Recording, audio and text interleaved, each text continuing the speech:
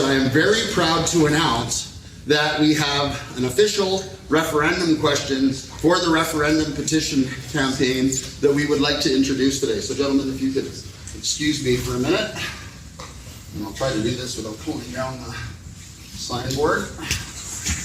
That is the question that will be on the ballot for the Alberta referendum. It states quite simply, do you agree that the province of Alberta shall become a sovereign country and cease to be a province of Canada, yes or no? So plain and simple. I'll also just show you one more thing. This is just a close-up image of the board that has the question. So again, just to reiterate, do you agree that the province of Alberta shall become a sovereign country and cease to be a province of Canada, yes or no? So that will be the question on the referendum. Now, because there's been so much talk about referendum, and then Danielle Smith introduced legislation, Bill C-54, I believe it was, that altered the threshold of how many signatures you would need to get a referendum going. And then there's been this independence and sovereignty, all these different terms. And so I wanted to just clarify exactly how does it work if it were really to happen, Alberta separates, what would that look like? How did that work step through step? So bear with me, I'm gonna go through a little bit of the details here, but the first thing that needs to happen is the citizen petition. So citizens must gather signatures for a referendum. So there's a couple stipulations here. And specifically under the proposed bill, Bill 54, which was introduced by Danielle Smith, which lowered the threshold of signatures. So now the threshold, what is necessary to have a citizen petition be recognized as real, I guess, you need 177,000 signatures, which is, it's not just a random number, it's 10% of the vote from the last election, okay? That's the reason for the number, and those signatures need to be collected within 120 days. Now, in addition, there's other stipulations because getting a signature, or in quotations, getting a signature online, on a website, on an online platform, isn't recognized as a true signature. So when you go online and you see these polls and stuff like that, and it says, oh, the petition already has like 190,000 signatures and that sort of thing, they need to be legitimate, recognized signatures. So that is a whole nother battle. Anyway, 10% of the vote. Then the next thing, the petition receives approval. So if the petition meets the signature threshold, Elections Alberta verifies it under the Referendum Act. So another piece of legislation in the process. The government then schedules a referendum. Then the referendum question. So there's the referendum as a process, and then there needs to be a question. A clear question is posed, like the Alberta Prosperity Project's, the question that we just looked at. Should Alberta become an independent province with authority over its own constitution, trade and borders? Yes or no? Voters answer yes or no. So it has to be clear and precise.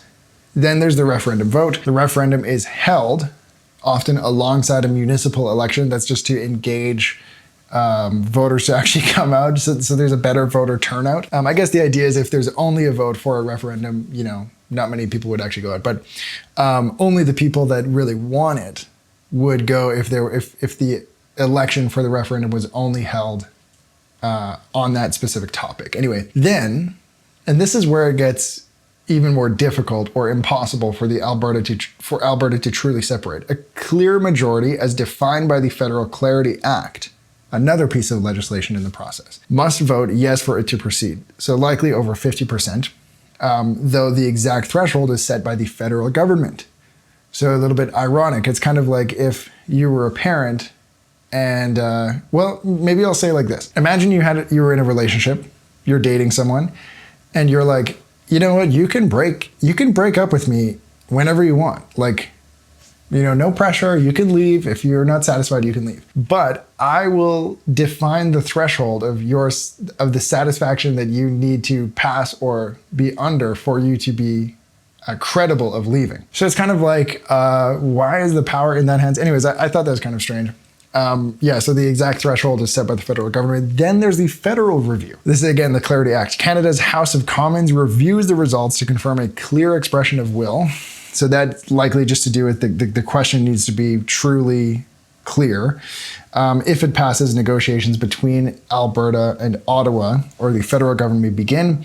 Then there's a constitutional amendment. So negotiations lead to amending Canada's constitution to allow Alberta's succession. So this is a whole nother topic in and of itself, of having a provincial government negotiate with the federal government on, can we alter this piece of legislation, being the British North America, or renamed since Constitution Act of 1867, and then all the way to 1982 with the full patriation of the Constitution Act and the Charter of Rights and Freedom. So all these major pieces of legislation need to be altered in order for this to truly happen. Then, if all of that is successful, then you receive independence. The negotiations succeed. Alberta becomes independent, managing its own laws, trade, borders, all that sort of thing. If they fail, Alberta remains in Canada, possibly with new autonomy terms. Okay, so I just wanted to set that straight. There's so much that is actually involved in this. It's not as easy as just walking away.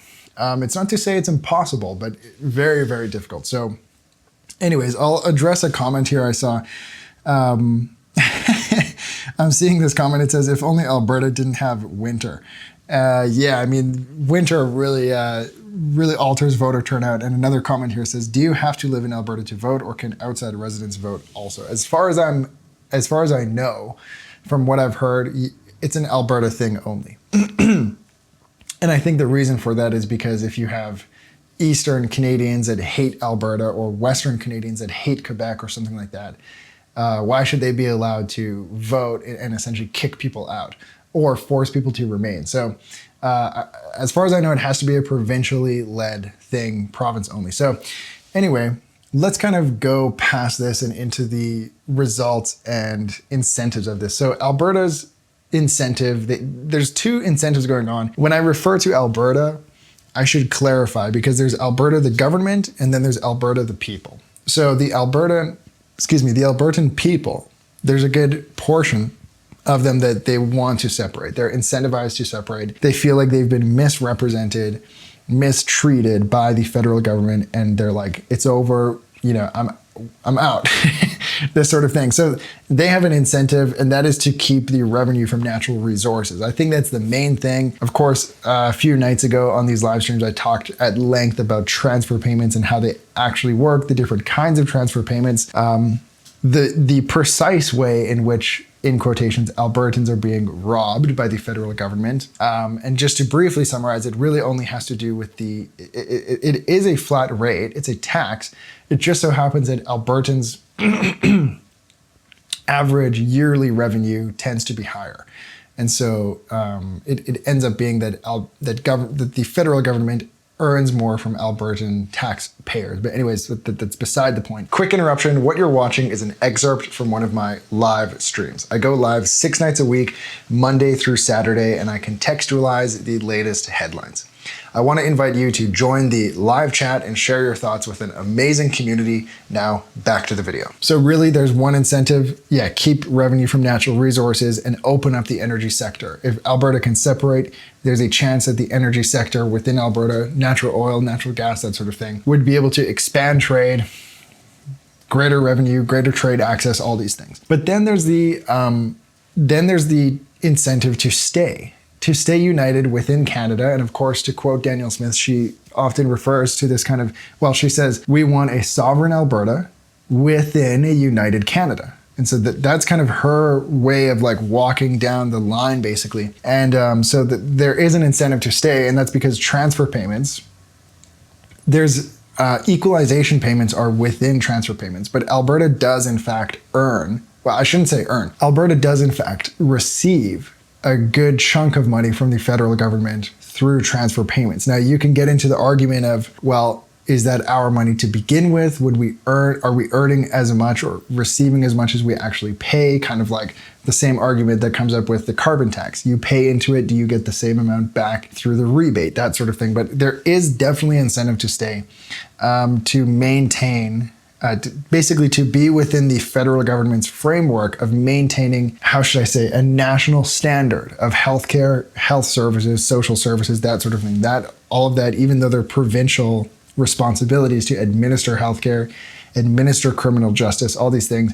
It's the federal government's responsibility to maintain national unity and a national standard, so that one province isn't receiving better than the other or worse than the other, vice versa. To go past that, looking at the actual results of what could actually happen here, a successful separation could, this would be the crazy thing, it could motivate Saskatchewan to follow suit. And of course, maybe Quebec might follow suit. Now, there's been this big argument between, well, I shouldn't say argument, but there's been these comments from Blanchette saying, look, Albertans, they don't have enough identity to form their own sovereign, I guess, country.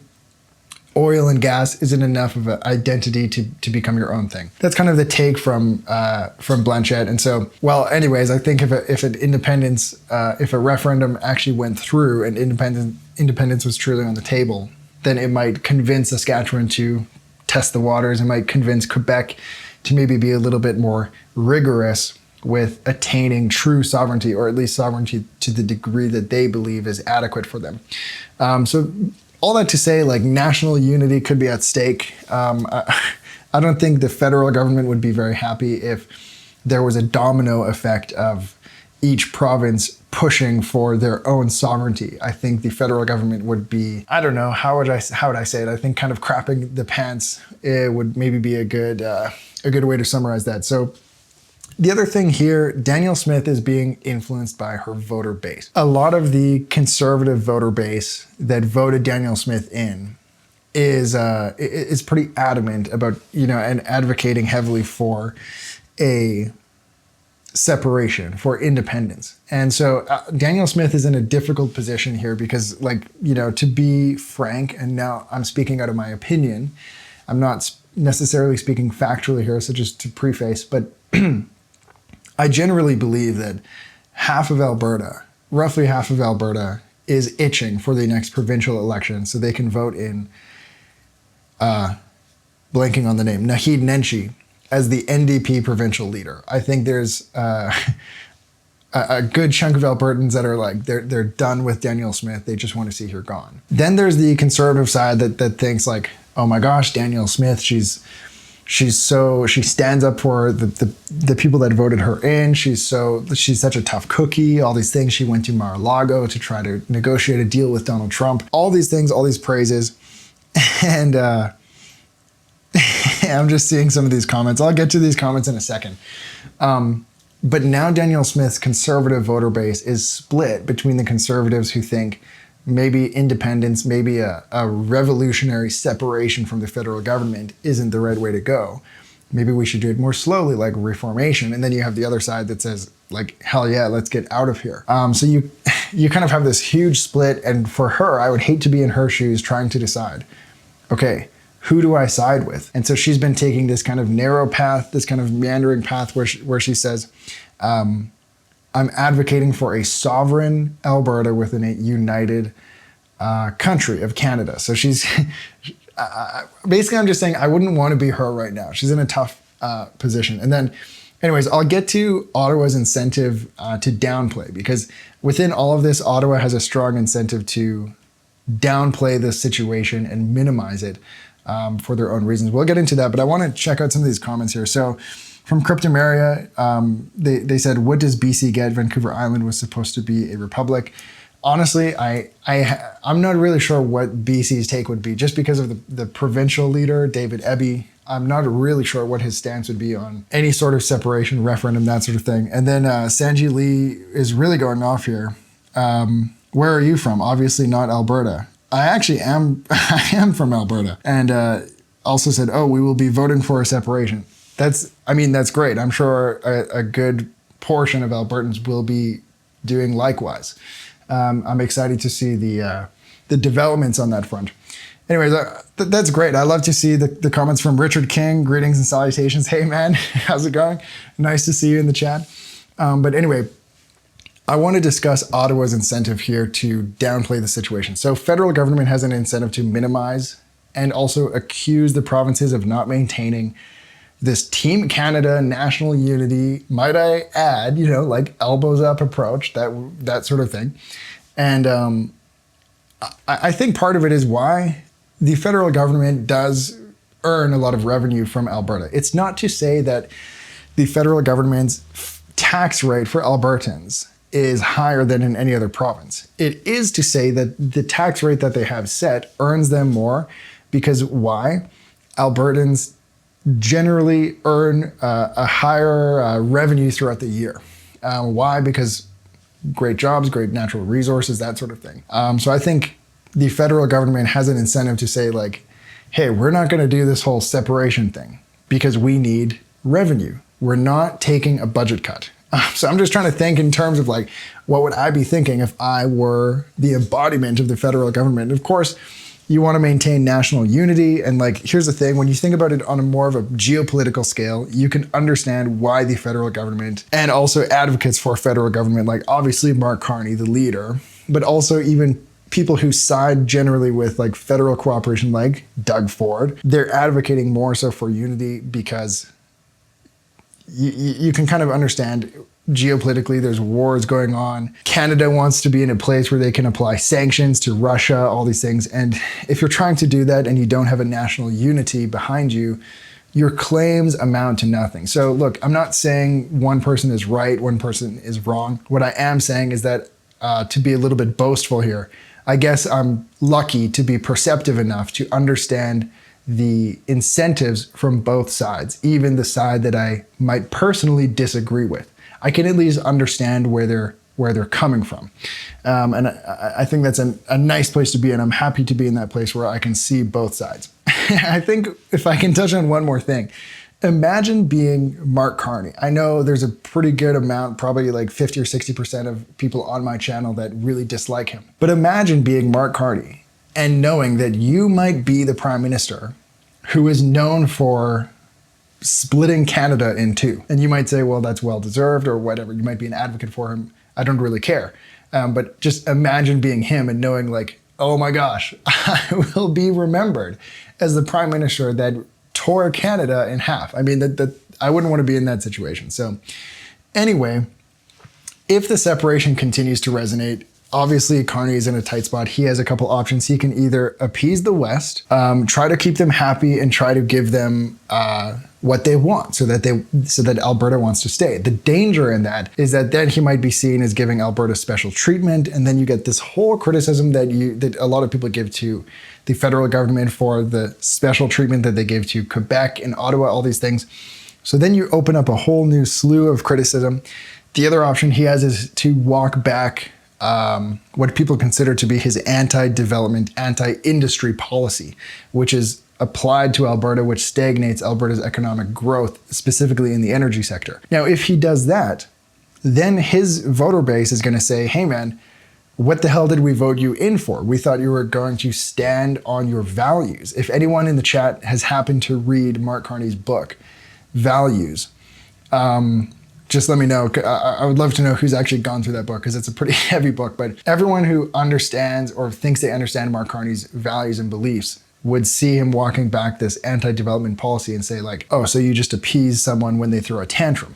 And then the other thing he could do, well, he could stay the course and risk alienating the West even more so that separation is imminent. Honestly, like that's kind of all I wanted to say on that. But I will kind of say like, in my opinion, I think separation is a long shot. I'm not saying it's impossible, but when I look at the exact process, legally, how it could happen, I'm skeptical of it being realistic. I'm not saying that it would be unmerited or undeserved, but I think it would be pretty unrealistic if it actually happened.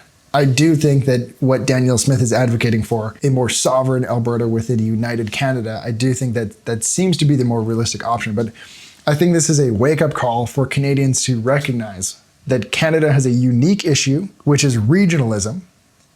Why? Because when Canada started, when the Federation started, we applied a system of government that worked in Britain, a very small place. We applied that very rapidly. Why? Because we were reacting to what was going on in America, and we applied that system of government to to a much larger piece of land.